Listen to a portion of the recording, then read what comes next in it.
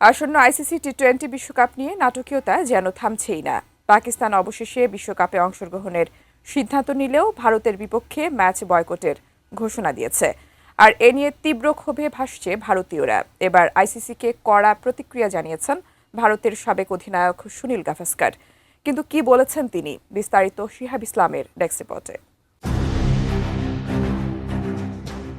টি-20 বিশ্বকাপে পাকিস্তানের অংশগ্রহণ নিয়ে শুরু হয়েছিল অনিশ্চয়তা। তবে 1 ফেব্রুয়ারি পাকিস্তান ঘোষণা দিয়েছে তারা বিশ্বকাপে অংশ নেবে, তবে ভারতের সঙ্গে তারা ম্যাচ বয়কট করার সিদ্ধান্ত নিয়েছে। এই সিদ্ধান্ত পাকিস্তান ক্রিকেট বোর্ড পাকিস্তান সরকারের সঙ্গে আলোচনা করে গ্রহণ করেছে।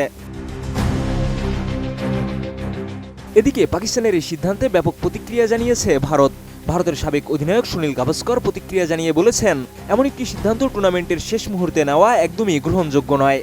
যদি তারা আগেই সরে দাঁড়াতো তাহলে সেটা ভিন্ন বিষয় হতো, কিন্তু এ সময়ে এসে টুর্নামেন্ট শুরু হওয়ার আগে এমন সিদ্ধান্ত নেওয়া সমস্যা। তিনি আরও বলেন, আইসিসি অবশ্যই কোনো পদক্ষেপ নিবে, কারণ অন্য দলগুলো এর প্রভাব অনুভব করবে।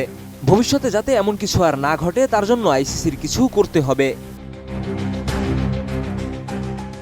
গাভাস্কার আরও মন্তব্য করেন যে ভারতের বিপক্ষে খেলতে না চাওয়ার কারণে আইসিসি পাকিস্তানের বিরুদ্ধে আইনি পদক্ষেপ নিতে পারে, তবে কি পরিণতি হবে তা তিনি নিশ্চিতভাবে বলেননি।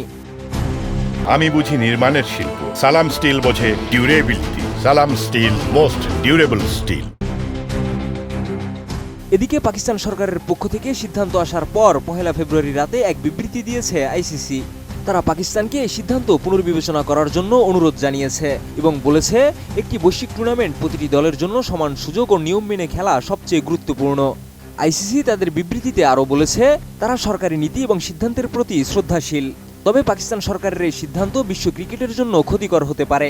পাকিস্তান সহ সারা বিশ্বের কোটি কোটি ক্রিকেট ভক্তদের জন্য এটি হতাশার বিষয়।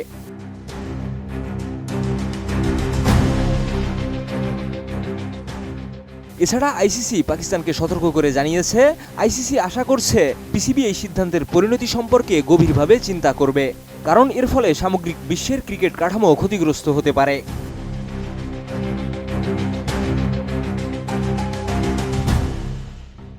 আইসিসির মূল লক্ষ্য হল আইসিসি পুরুষ টি-20 বিশ্বকাপ সফলভাবে সম্পন্ন করা এবং পিসিবি সহ সব সদস্য দেশদের এই দায়িত্ব পালনে সহযোগিতা করা।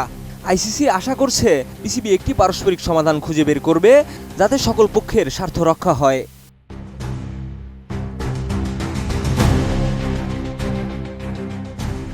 এই সিদ্ধান্তের পর পাকিস্তান এবং আইসিসির মধ্যে আরও তীব্র আলোচনা হতে পারে, তবে পরিস্থিতি উন্নতির দিকে যাবে কিনা সেটা সময়ই বলবে।